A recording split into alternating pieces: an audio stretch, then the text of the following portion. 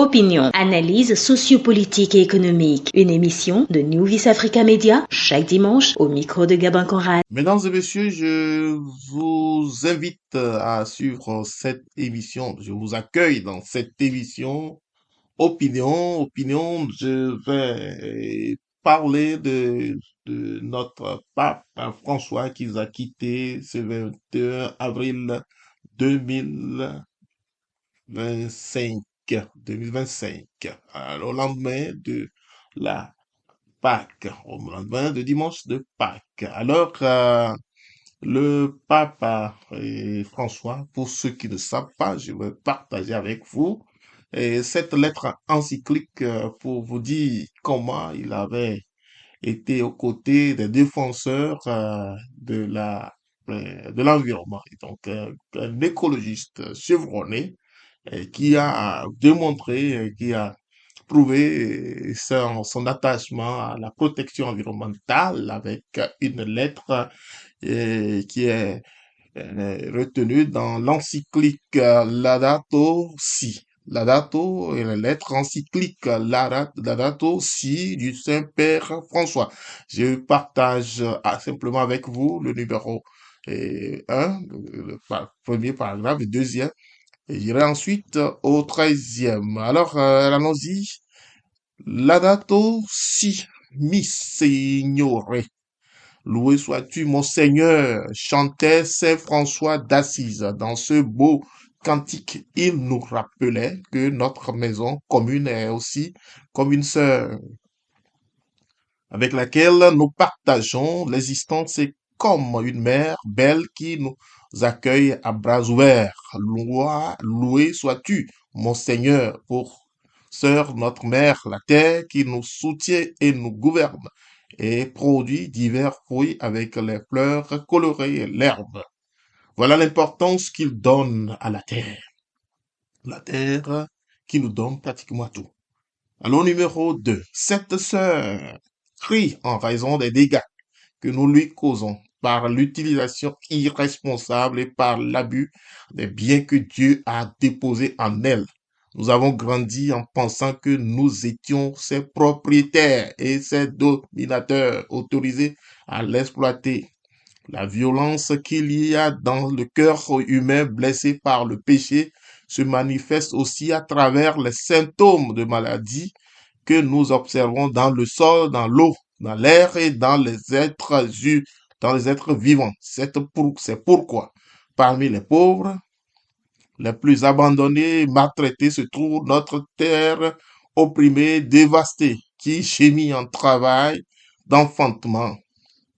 Nous oublions que nous-mêmes sommes poussière. Genèse chapitre 2, verset 7. Notre propre corps est constitué d'éléments de la planète. Son air nous donne le souffle et son eau nous vivifie comme air nous restaure. Alors, je continue avec vous.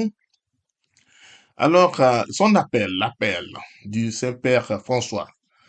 Le défi urgent de sauvegarder notre maison, donc la terre, commune dans le globe et le monde, commune inclut la préoccupation d'unir toute la famille humaine dans la recherche d'un développement durable et intégral, car nous savons que les choses peuvent changer. Le Créateur ne nous abandonne pas jamais, il ne fait marche arrière dans son projet d'amour. Il ne se répand pas de nous avoir créés. L'humanité possède encore la capacité de collaborer pour construire notre maison commune.